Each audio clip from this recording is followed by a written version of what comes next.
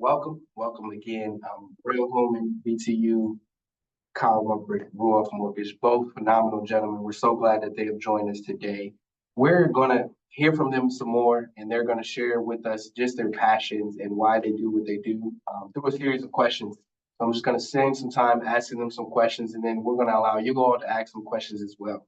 And so as we get into this conversation, where we kind of want to set the tone is to kind of figure out what does it financially fit mean for you both? When we go first, well, financially fit, they can hear, yeah, before I get started. Yeah. All right, finally, financially fit in my mindset or my terms, meaning that it comes mentally and physically. So it's something that you are prepared for, something that you work towards, and it's something that you can handle. So the way you think about your money, the way you maneuver your money, and also the way you spend it. So I feel like those three things what makes a person financially fit. They know how to spend it, they know how to save it or make it grow, or they know that money is just a tool outside of just what I'm chasing. So that's what I see financially fit as. Yeah, and for me, I feel like being financially fit is a combination of what Bro just very well put. And the other side of it is not thinking about it from a standpoint of where you're at, but where you can be. Mm. We all see people who are like big, buff, strong people, and they like, I run a 4.4 40, and it's like they put work in to do that. Like they didn't just wake up one morning and say like, I feel like I just want to be 6'3", 240 and be able to pick up a house. They had to put in the work. They had the blood, the sweat, the tears that went into creating the chiseled body that you see. And for me, my biggest thing is if that's not something that you want, if you just want to be like fit or a little trim, if you just kind of wanted to be like, I like the way I feel, I like the way I look, I like the way I can interact with my kids from a physical standpoint, I take that same approach when it comes to finances. If you're good with where your finances are at and you aren't starving and you're not struggling and you don't have to do anything outside of the legal parameters of making money, then hey, like if that's what your standpoint is, then great. But I always have the perspective when someone says like, I want to make $1 million. It's like, well, you have to put in $1 million worth of work. Yeah. So it's kind of wherever you want your finances to be, I'm willing to help you to the point where I can be like, all right, now I need to send you over here because you way past what I need. You said you wanted to make $1 million. I'm not the guy who's going to get you to $1 million.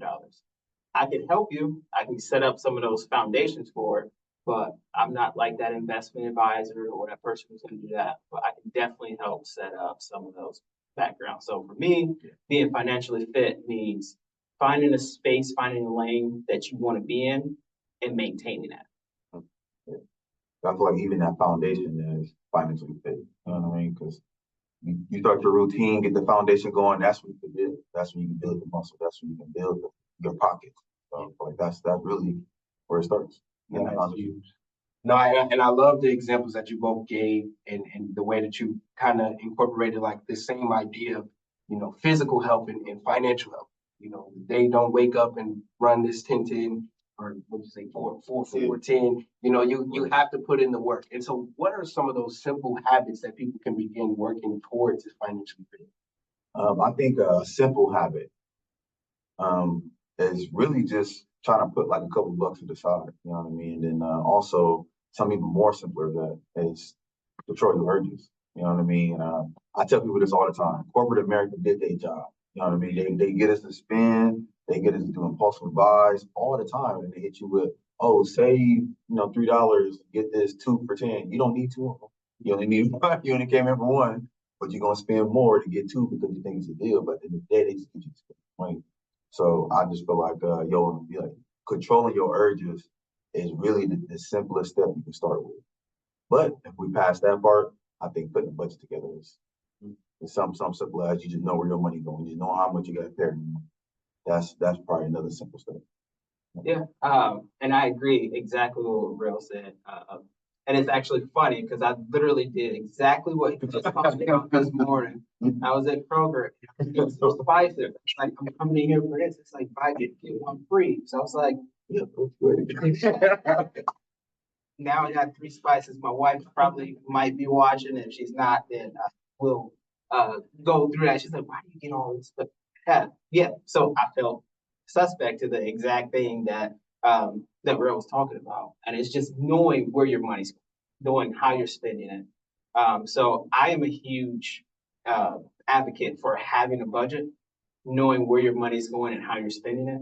So when you have those times where it's like, buy 2, get 1 free, yeah, it's coming to fall. I'm gonna start grilling some more, even more than I grill in the summer. So it's like, yeah, I can make it make sense. But that's the thing, when you take those thoughts and those impulses captive, it's like, will you actually really use this? Like, do you need this? And it's just one of those things that you personally have to work through. With that, I think that budgeting, and one of the biggest things I think is taking out the technology portion of it and physically seeing it. Essentially writing a letter to yourself, like, okay, I'm spending X amount of dollars on this day. And then looking at it and realizing, okay, I said I was not gonna stop at the grocery store and get an extra bag of chips and an extra pack of Coke and do all this stuff. Like I know I need my Diet Coke every morning, but I just got another one just because it was more convenient. So just thinking about all the little transactions, because $2.37 adds up over the course of a week, over the course of a month. And then when you look at it over the course of a year, now you're like, wow, I just spent that much money on something that I didn't even finish half of. So being aware and creating a budget is something that is really important. Uh, Budgeting is huge, huge, huge. Yeah, that's good. So it's those urgency, those urges and saving. So we have to have that foundation. And I think that foundation is gotta help establish, what are these things that we shouldn't be going after. Oh, I don't need to go this. Oh, it's 2. You buy 1, you get this for $1. I don't need to do that. I only need this one. That's good. But what are some of these strategies though to be disciplined? To remain disciplined in the saving in these impulse buyings. One of the biggest things that I would say is having someone who you're accountable with. So I'm gonna put Cassius on the spot here. Like he went through some of the courses with me, and he knows that even after we have this call today, one of the things I'm gonna ask him is like, "Hey, where are you at on your budget? Where are we at when we talked about being accountability partners?" So having someone who's gonna be honest with you and you can be honest with to help you along the way, because sometimes you're just gonna make that decision. See, I had a vulnerable moment today where I bought extra spices just because it was buy 2 get 1 free. So I'm being vulnerable and I'm holding you guys accountable to me. So when you see me and you see me in a grocery store and it's like, hey, you got it's like, I see you got the deal going. You need to put one of them back. How many do you actually need? You don't need 17 Gatorades.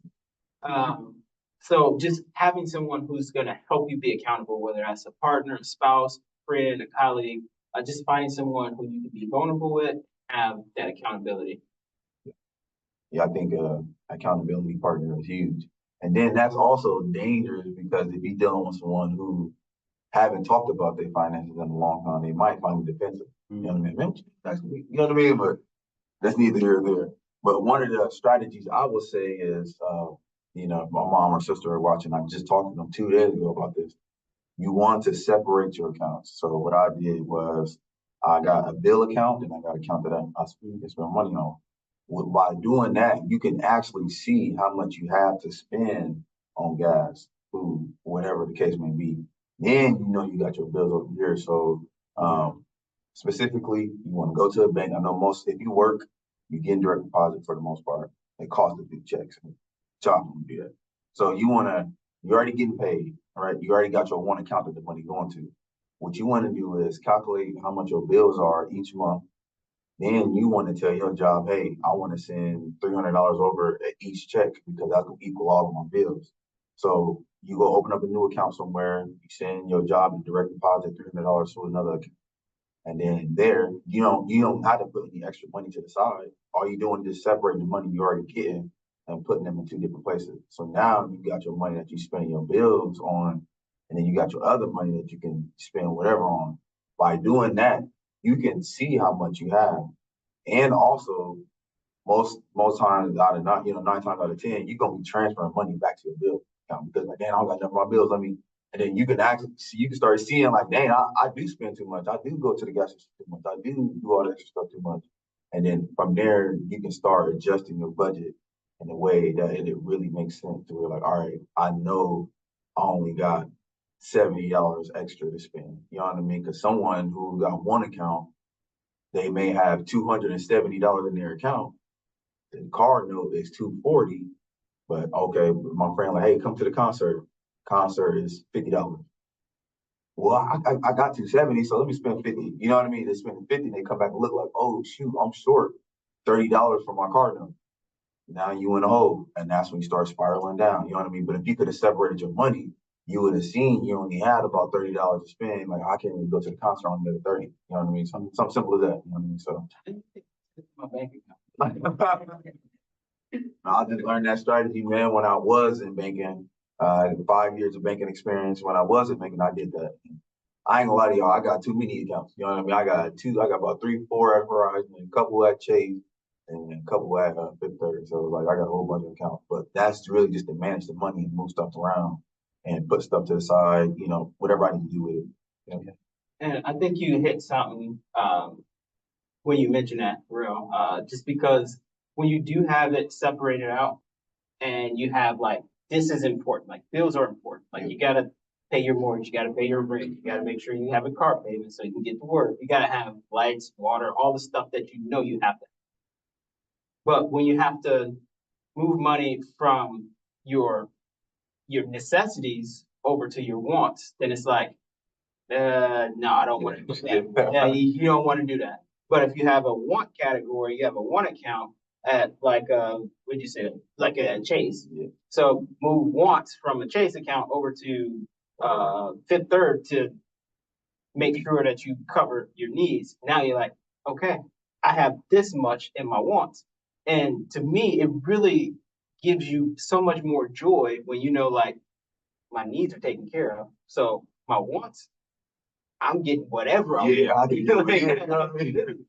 I'm like I was going to only go to the concert and like do like just a regular ticket, but now I'm going front row or I'm getting a VIP ticket because my needs are taken care of and I have money in my wants. So when you can balance out that needs and wants and your needs are taken care of and your wants are taken care of, then it gives you so much more freedom. And that's a part of being like fit. Because when you're fit, you don't necessarily have to be the rippest person in the room. Yeah. But as long as you can run and not take 2 steps and be like, Yeah. oh, or if you can do 5 push-ups and not be like, man, I'm gonna be sore for 2 weeks. So like whatever that fitness looks like for you, just making sure that okay, my needs are taken care of and my wants, I can have whatever I want. And that makes every experience so much more fun. Yeah. Definitely. I want to take a moment to hear from you all. We have a quick poll. We just want to know how confident do you currently feel about your financial situation? So just take a moment to answer one of the questions or choose one of the answers, responses. So very confident, somewhat confident, you're a little neutral, not that confident, or no confidence at all. A little bit more time.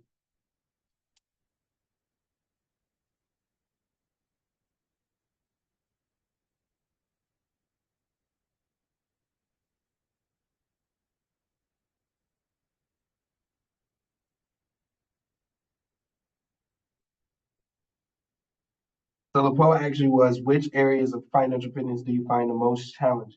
So it looks like our top result was creating and sticking to a budget.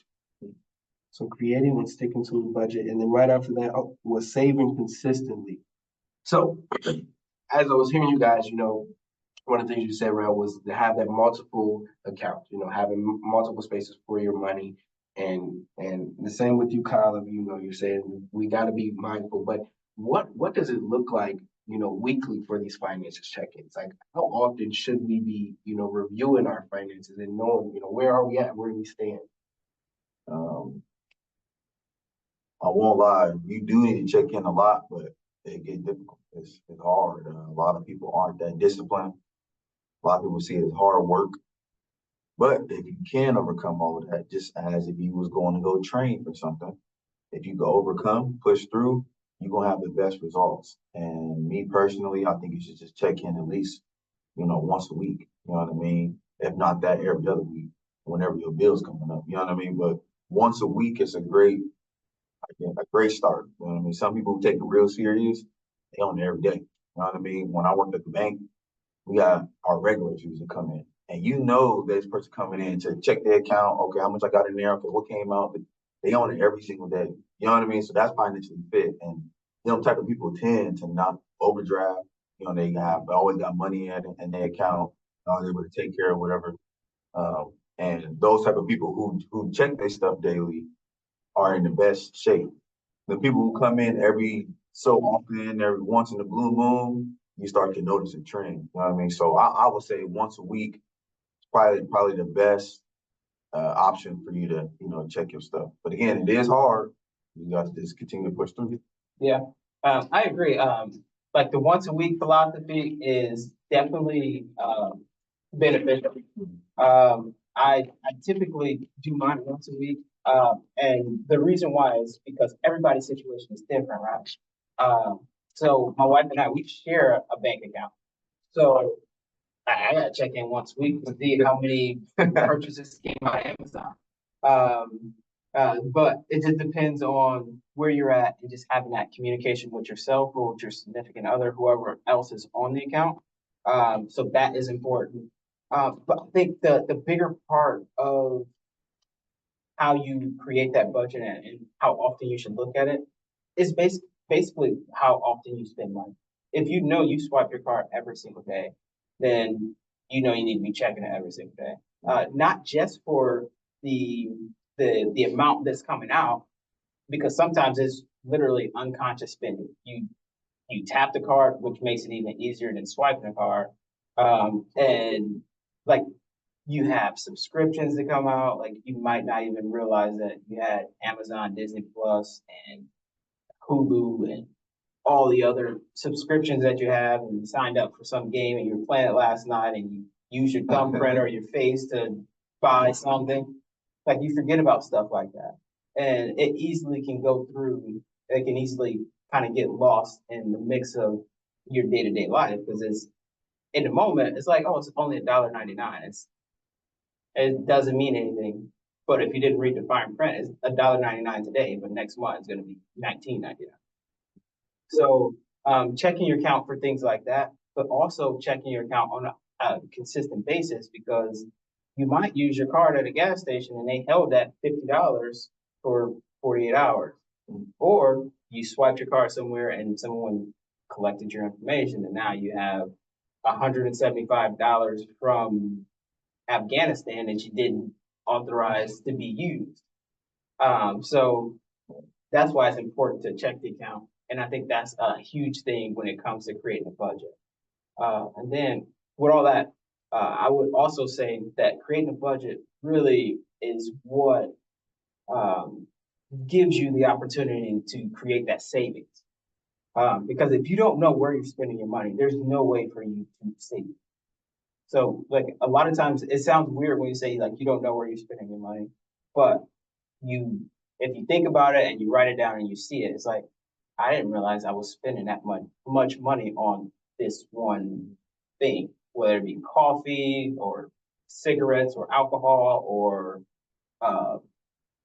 food. Fast food is crazy. Or when you go to the grocery store, everybody talks about grocery prices and how much they went up, but nobody talks about how much extra stuff did you buy when you went to the grocery store. It's like, yeah, you got your groceries, but you also got an extra bag of chips, and you got some candy for the kids, and you got uh, Starbucks coffee, iced coffee for $4 when you can just get coffee, or you could go to Starbucks and get it for less than that. It is just when you fall into the marketing schemes of corporate America, then sometimes you don't keep track of that. So yeah, so that is, I think that's where that creating the savings comes in, because savings should be a part of your budget. So that should have something, whether it's $10, $15, $100 a week, a month, or whatever you can afford. When it becomes a part of your budget and you see it and you know that that's where it's going, then it doesn't become like, well, I can't save because I don't have any money. It's like, no, I can't buy this because I have to save. So when you switch that thinking, that mindset of it, the fitness becomes, I can't eat right because I have a job and I only have a 30-minute lunch break.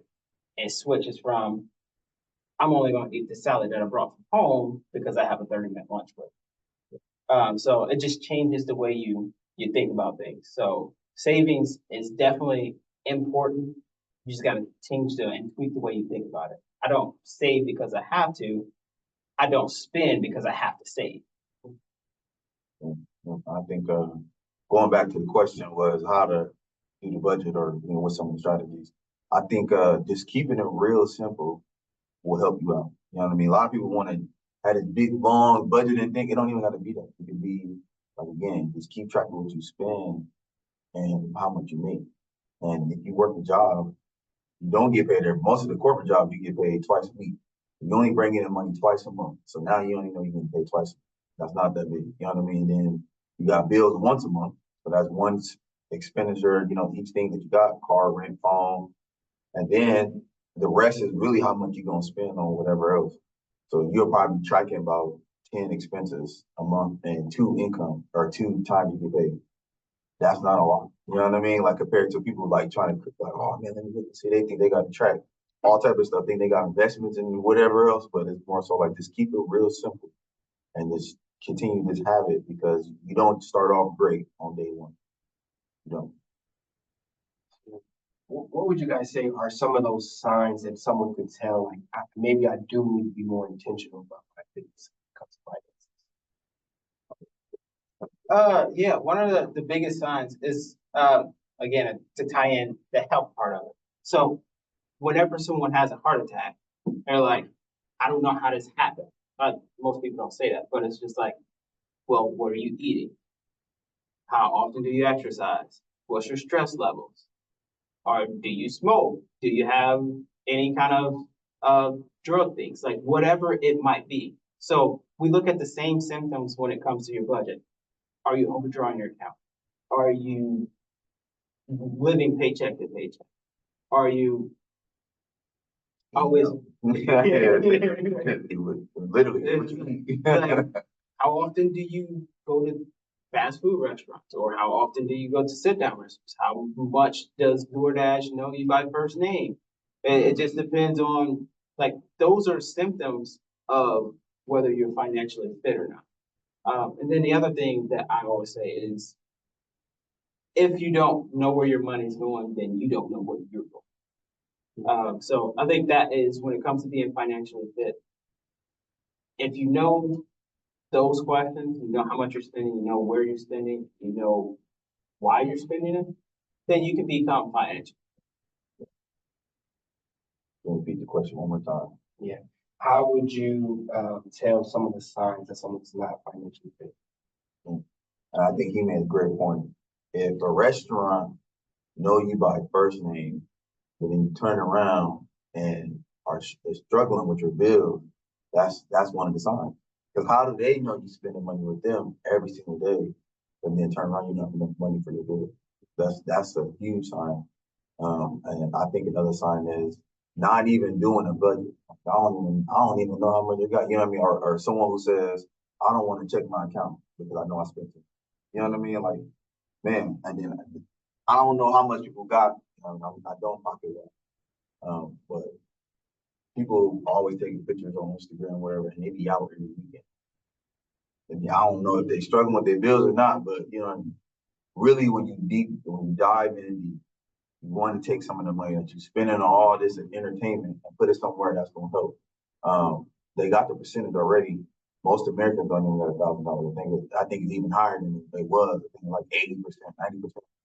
Like we don't even got $1,000 to even put to the side.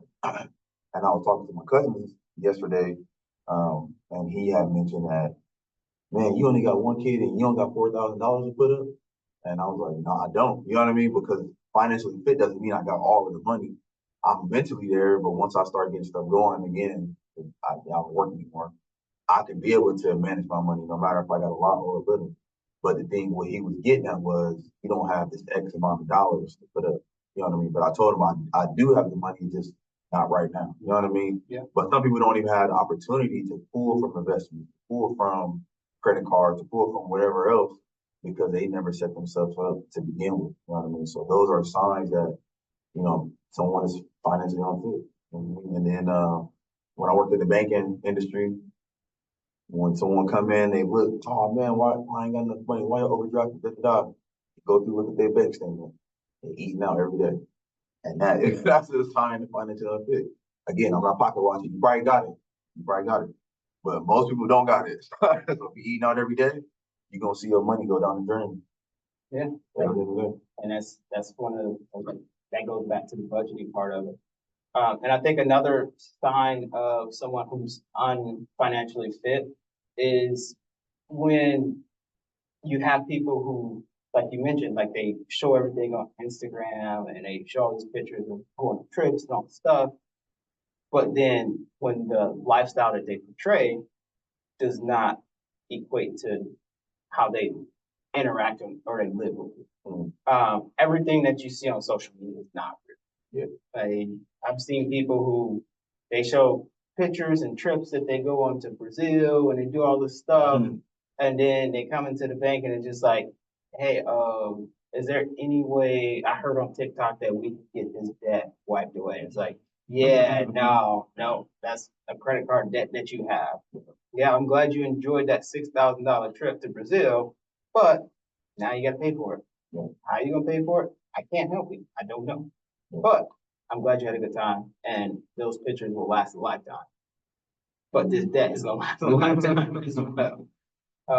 So I just want to always encourage people that everything that glitters is not gold. So I would not recommend following all of social media, TikTok and Instagram posts, because if it doesn't fit your lifestyle and your budget and what you know you can do, then do something simple. It's just as much fun to go to a state park and see the mountains or see a river, go to a lake. Like all that's just as fun. No, they want to go to Cancun. Yeah, I got to go to Cancun to see the ocean. Well, you can go to Florida and see the ocean. And it's same thing, same ocean, not as much money. And then another month off before you go. Another sign that's funny. People like, oh, you ain't got enough money, or it's just 10. It's only 5 to spend. You ain't got $5. That's another sign. Like, but bro, I'm not trying to spend it. You know what I mean? Even if it's something small, and they question you why you don't want to spend this little small inconvenient or this small amount that's convenient to you, but you're like, no, I'm saving for something else. But in their mind, they're like, man, you ain't got it. You know what I mean? But at the end of the day, you got your plan, but they don't. So that's another sign that I noticed. So I'm like, it's only like $5, but you might as well get it. No, that's not my part of my plan. So I'm not, you know what I mean? So what I hear you saying is like a sign is person, individual. Hey, this is somebody you don't want to be your accountant. Who says like, well, it's only this much. Yeah. And it's like, well, it's only $5, but that's my $5 that I need for my goals, for my future, for my plan. I always say that too. Like, if you spend $5 today, you're stealing from your future self. It's like, yeah, I'm just throwing this away, and 2 years from now, when I need $5, it's like, oh yeah, I just spent that $5 because Real said like, I know you got $5. Yeah, I got. Yeah. It's like, no, I don't got it. I'm gonna need that 2 years from now. Yeah. And $5, 500, 5,000, whatever it might be. I mean, you're taking from your future self. Yeah, simple as that. Yeah. Well, that's huge, man. From what you guys said, it almost would seem like, wait, are they saying not to have money? Yeah. But that's not the case. It's being mindful about how you're spending your money. It's not just $10. It's $10 that can be compounded to $20 and $30 and so on and so forth. Yeah. But what would you guys recommend for individuals, to begin saving for the future, but while still enjoying life today? Yeah. again, it boils down to budgeting because I'm gonna put it like this. I know people who get paid more than me, especially now, and they do less than me. You know what I mean? And that makes sense. They don't have money to do the things that I'm able to do, and I don't even make as much as y'all. You know what I mean? So I done seen it happen. I done witnessed it, and it's kind of like where's your money being spent? You know what I mean? So budgeting is what's gonna get you wherever you're trying to go, and that's just the start of it. You know, finance goes deep. You know what I mean? You can start getting, savings account, earn percentages and high yield savings and, CDs and all that extra stuff. But budgeting is number one, is where you need to start. You know what I mean? And we always budget in our head all the time. We budget all the time in our head. You're just not writing it down. But when you do it in your head, you forget. And then you really don't know the number. You go, well, I think I got about, I think this thing kind of costs like, and it puts you in the world of hurt. So I think where someone can still enjoy the life that they want, you just really got to set yourself up. And setting yourself up is starting with the budget. You ain't starting with the budget to set yourself up for financially fit. I mean, I don't know what to tell you. You know what I mean? Like, I'm sorry for my mom watching, but she had said the other day and was like, "I'm gonna get rich. How you gonna get rich? How you gonna get rich? You don't got no budget. You don't got, you don't got anything in that." Again, I'm sorry, but she was just saying the stuff that most people say, but they never made up any plan to get rich. You don't even got a plan to get rich. You can't even handle your money now. How you gonna handle the money when you get it? You just gonna end up going broke anyway. So you probably be rich for 10 minutes. It's out of there. You know what I mean? Like, but you kept saying, God know what I'm spending. I'm spending on this. But what do you know? What do you know you're gonna spend it on? And everybody in the house fell out laughing. But it was just the point that you don't even have a plan set, but you want to live this different life. And it's a lot of people that I know that do that. Again, I want to apologize to my mom if she's watching, but it's a lot of people that do that though. So I run into too many people, you know what I mean, that does that same exact thing. And again, to build a little lifestyle, you gotta have the money for it. And you gotta have the money for it, you gotta know what you're spending, what you're bringing in. And to do that, you gotta budget. Answer the question one more time for me. For individuals who are still looking to, enjoy life now, how do they start saving? I think Real really hit on it. Having a plan. One of the things that I'm really big on is creating a plan. And I wouldn't say I'm big on vision boards, but I like the idea. Like I personally don't have a vision board. But I know that when you have that idea, so I keep little things for myself. It's not necessarily a vision board for me. I keep things like in my car and I keep things in the house where it's like, okay, this is where I want to be. Will that be like a picture of a beach in Hawaii? Or that could be like a car that you want to own. Not only am I thinking about that, but I kind of take it a little bit deeper too. So if I want to have a Porsche, I'll have that picture of the Porsche, but then I'll also have a picture of that Porsche engine because that oil change for a Porsche is not going to be the same as my Camry outside.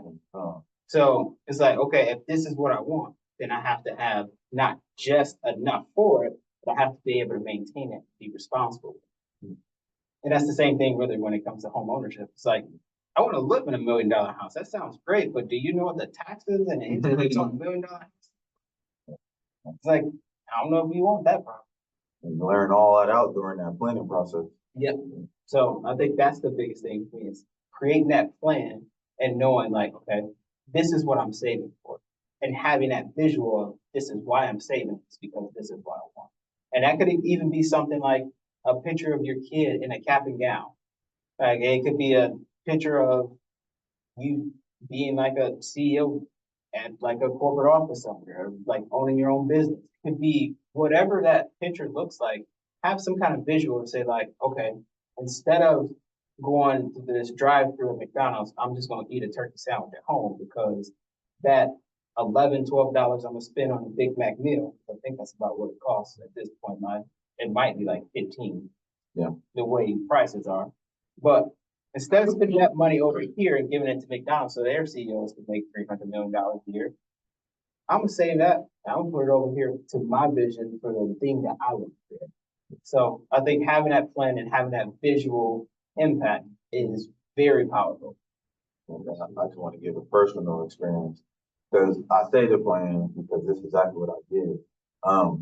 I'm trying to save, and because I know I'm about to leave my job, so I'm saving up. For lunch every day, I ate cheese and ham sandwiches. While everybody else was going to go eat. You know what I mean? I brought bread, my own cheese, and my own. It was turkey actually. I don't eat too much ham, but yeah, it was turkey, and I ate that almost every single day. If someone asks me why, because I'm saving. I'm saving for something. This is my plan. So as this time is going on, it's going by, I'm saving all these lunches, all that $10, $15 is getting saved in my account. And eventually I start saving enough to where I feel comfortable to where I can do my job. And be able to sustain while I build my business back up. You know what I mean? So, and again, I'm still a full-time entrepreneur right now. I mean, again, I don't make as much money as I did in the past, but best believe it's coming. You know what I mean? But I was able to put that plan together and able to see it through, even though it was hard. Yeah, I wanted to go to Arby's and get some stuff. Yeah, I wanted to go to Pizza Hut, and I had the money to do so. I had the money to do whatever I wanted to do, but I knew my plan was bigger than without my urges at the time. So yeah. Bigger than us. Yeah, bigger than us, man. For real. Now that's huge. You guys are definitely saying, have that plan. Once you have that plan, you're able to visualize even sometimes those hidden costs for things. So that way how to budget it. And Rel, you kind of talked about this a little bit, that discipline of it, being mindful about what you're doing, seeing everybody around you going to do these things and still like, nah, I ain't gonna do that. I got to stick to my plan. But what advice would you guys give to those who are like, man, okay, I listen to Kyle, listen to Rel, I got this, but it just seems like it's not making progress. Like it just seems so slow. Like, what motivation would you give to keep going? Actually, have people like this. And one of the things I tell them, don't look at the actual dollar amount. Look at it from a percentage standpoint. You know what I mean? So if you only make $10 a week, or you only got $10 spare, and you want to save something, save 10% or 5% of that $10. So that may be only $1, maybe only 75 cents. But again, once you start creating them habits, even if it's 75 cents or $1 today, just know it's gonna be way more later on down the line. So I say just continue to stick with it. And again, don't look at the actual dollar amount. Look at the percentage, and then look at you creating a habit. What they say when you're working out, it takes 3 months to actually see some results. You know what I mean? So, well, how do you think you'll see results? One day you say they don't man, it don't work like that. It definitely don't work like that, bro. You say $100 bill, now you think like, oh man, I'm supposed to be where I'm supposed to be at. No, you still where you at like you was yesterday. Nothing changed, but you just save 100 to the side. Continue those habits. Continue and continue to go. Because again, with that plan, with you being disciplined, you cutting out the urges. I say stay away from gas stations too. You doing all that, you're gonna be exactly where you need to be in about 6 months. You're gonna have that money, like then you're gonna look up like, dang, I can go do this. You know what I mean? Yeah. And you might spend all your money, you have to start all over, but yeah, just like that. Yeah, and to kind of piggyback off that a little bit is one of the strategies that I've used in the past. I need to get back to it. I just kind of been slacking, but I used to always round out my account. So what I mean by that is if my checking account has like $237.62 in it, I'll take that $7.22 or 26 cents and then just transfer that to a savings account. And some months it was just like, okay, I need that. So I'm just, instead of doing $7, I'm gonna put $2.26. So now it's even 225. So that 225 that I transfer over to the savings, and then the next day or the next couple of days, it's like, okay, well, I'm transferring $3.22. So just transferring over. So it's always zeroed out. So I know it's easier to calculate in zeros and fives in your brain. Like your brain is just wired that way. Like you can say it's not, but it is. If I ask you what 5 times 5 is, it's easier than what's 22.25 times 2. Yeah. Like, there's probably some mathematicians on the call, but it's easier when it's fives and zeros because those are numbers that our brains work with pretty quickly and pretty easy. So taking the small portions, rounding that out, and then just throwing it into a savings account, it adds up. It adds up and it adds up, and then you don't even think about it until you need it or until you want it. It's just like, oh yeah, now I got $226.17 in his account. So that's one strategy. And then I just think just being consistent with it.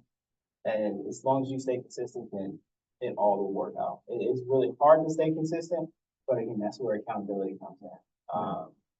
You can always be accountable to yourself, but it's even more impactful when you're accountable to someone else. Because sometimes if you take one day off from going to the gym, then nobody knows but you. But if you tell your partner, your gym workout buddy, they're like, all right, I'm going to the gym. I'll see you there at 6 o'clock or 5 o'clock, morning, evening, whatever time. And they show up and you don't. Best believe your phone's gonna be ringing. It's like, you better be sick, or there better be an emergency, or even if there's not, you still need to come. If I'm here already, game, so you need to be here. And then when you multiply that by 2 or 3 people, now it's just like, we all waiting for you. Yeah. So, and then vice versa. It's like, okay, I'm here, but you're not showing up. So we're doing this together. And it's the same concept with your finances, having someone who can help keep you accountable and ask you that question and ask you like, okay, did you save anything? Like, that's just a simple question where it's like, well, I couldn't because of this. It's like, well, where did you spend your money this month? How many times did you go out to eat this month? Just the basic questions. It gives you, the person who's trying to save, it gives you a whole different perspective. And it also changes the way your brain functions, because now you're thinking like, okay, I'm in this drive-through. I really know I got leftovers at home. I got food that I can make at home. I shouldn't even be here because I see Cassius on Thursday and he's gonna be like, what did you eat yesterday for lunch? Ham sandwich. I'm like, no, I went out to eat. I got McDonald's. So when you're in that drive-through, you're gonna be thinking about the partnership and that relationship and that accountability. It's like, I shouldn't even be here because I know I'm about to go see this person and they're gonna ask me that question. Thank you, guys. That is about all I have for you all. I want to hear from the audience some questions, but before we go there, I have another poll question. Just want to know, what is right now your biggest financial need? What is your biggest financial priority? You had mentioned rounding the accounts. Horizon don't pay me at all normally on work anymore, but they had to count for that. So every time you spend, they're around the purchase up or down and move that money to the savings. And so at the end of the year, you like, and I do got $200-something I've seen happen. Yeah, well, I'm gonna buy some Christmas gifts now. Yeah. Add some good points that planning for the future, because everybody has birthdays, everybody has Thanksgiving and Christmas and anniversaries, all the stuff. And when you have that plan, it's like, okay, I know Christmas is coming up. And even though it's August, we're stepping into September, like I might have a birthday in September, a birthday in October, a birthday in November, and then I got Christmas. And if you're like my family, you got like 5 different birthdays in December. Yeah. So I started my planning for Christmas like in January.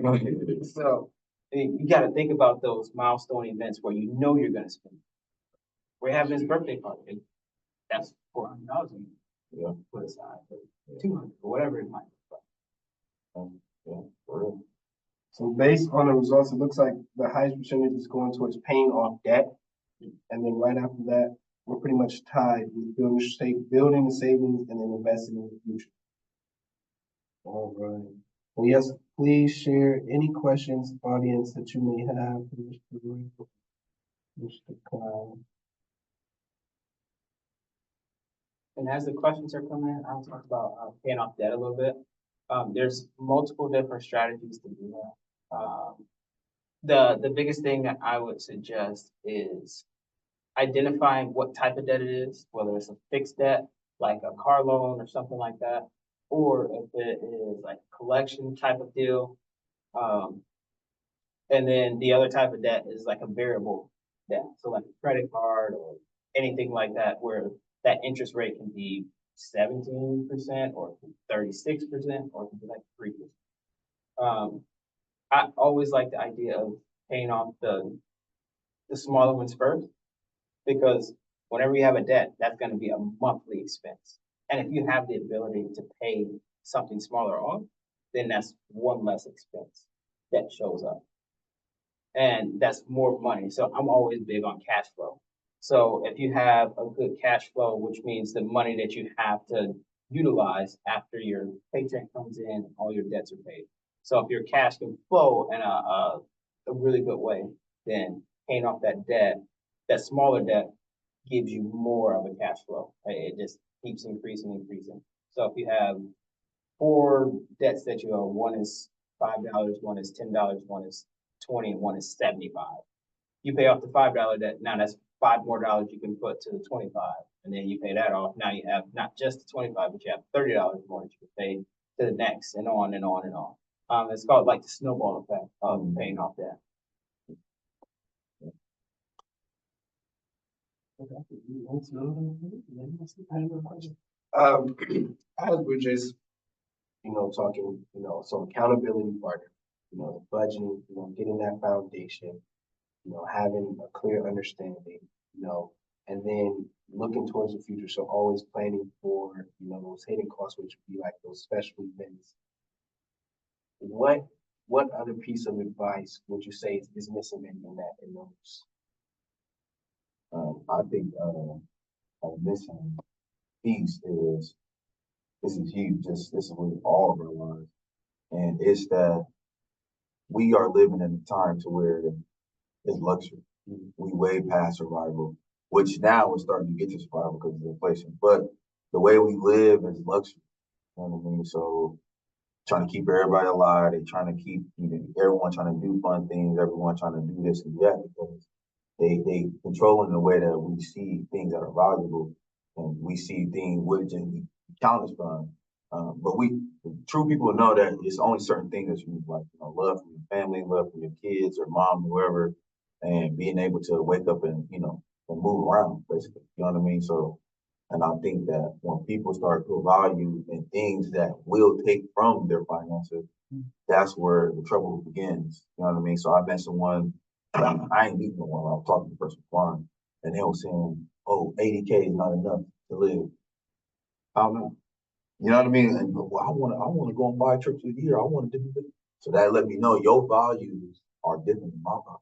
You know what I mean? Like if all I need is to pay my bills, make sure I eat, my car break down, I can pay that, and I'm cool. Those are my values. But if you want to do all this extra stuff and the stuff that I mentioned, then yeah, it's not enough. You don't need all the extra. You know what I mean? So I think that we don't know how to just survive on luxury.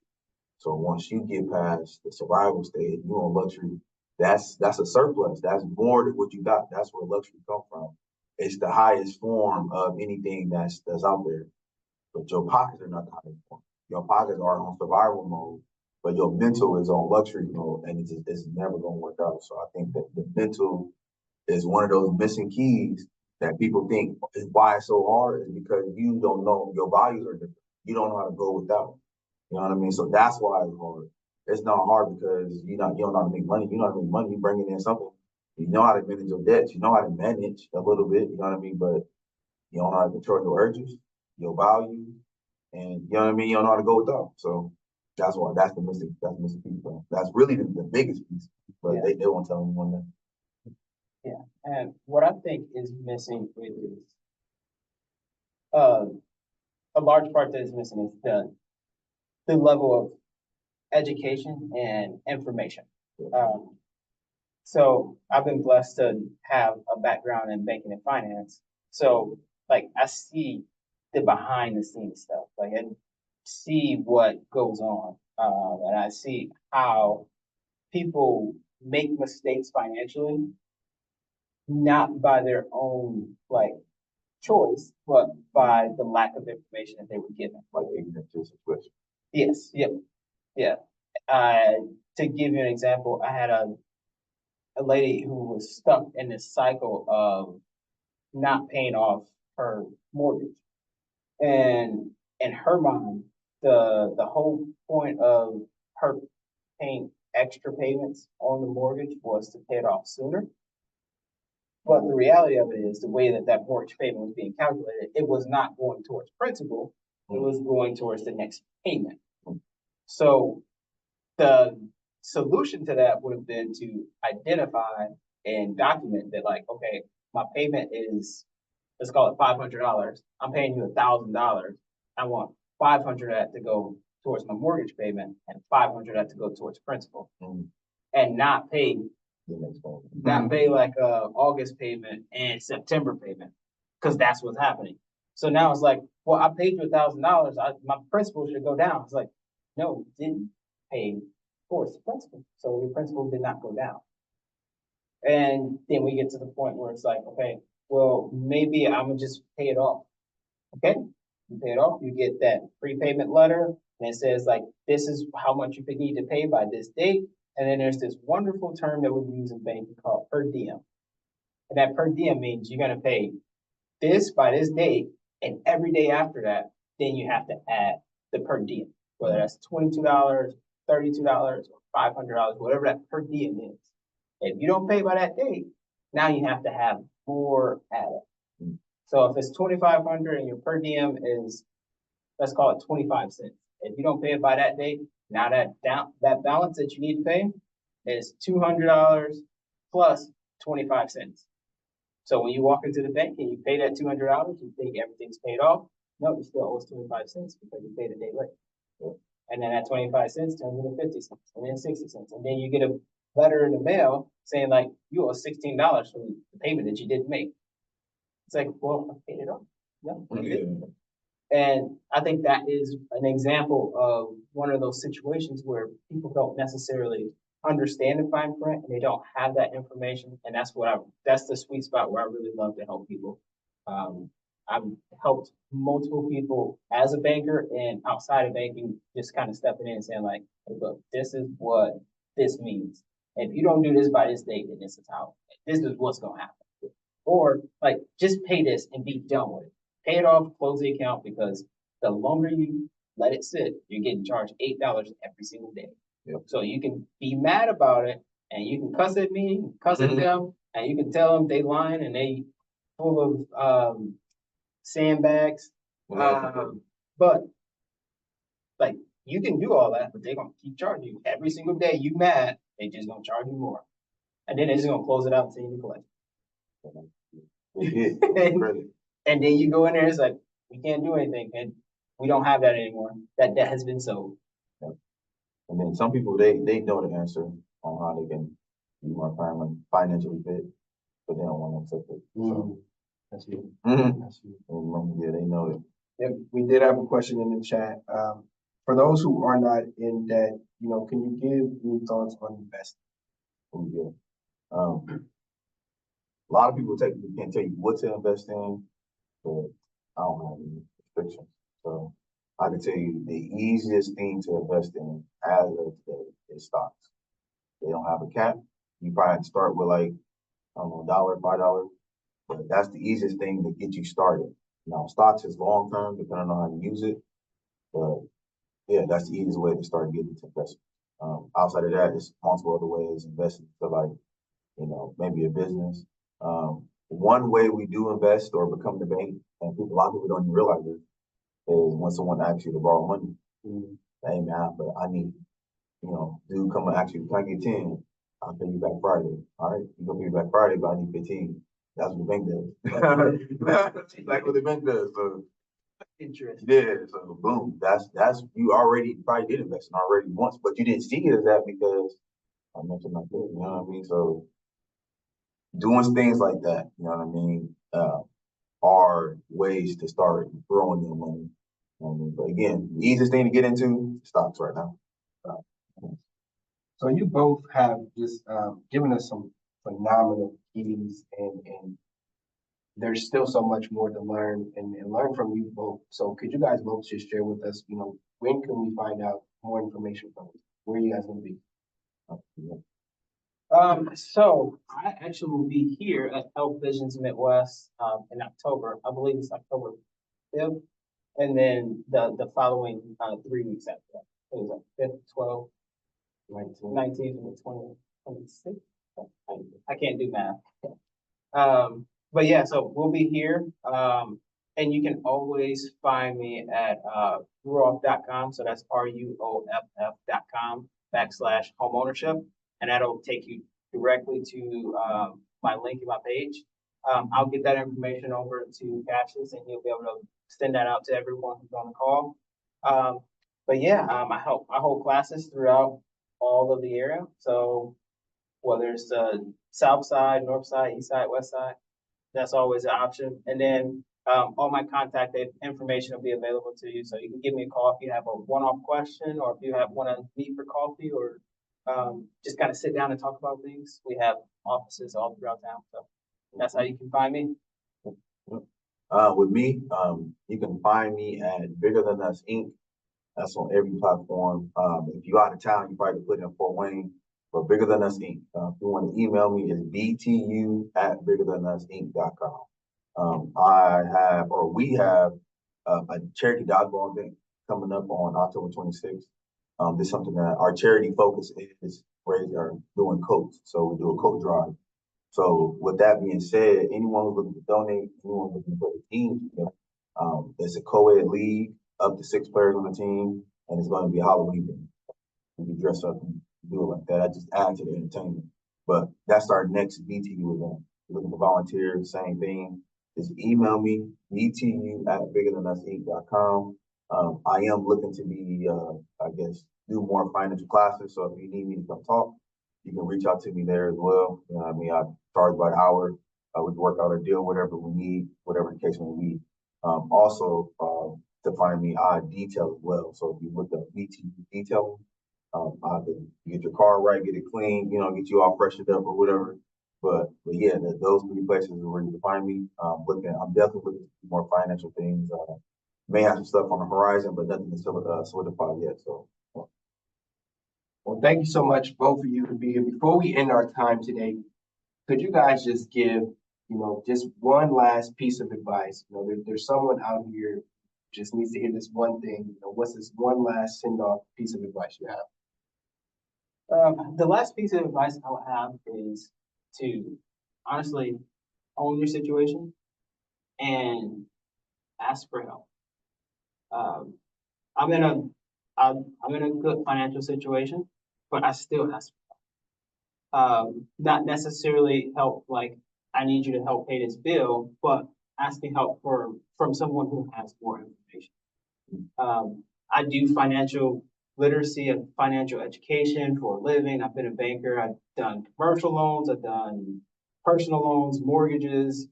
I know what I'm doing, but sometimes it's like, okay, I need to ask somebody who has been doing it longer, someone who has more than what I have.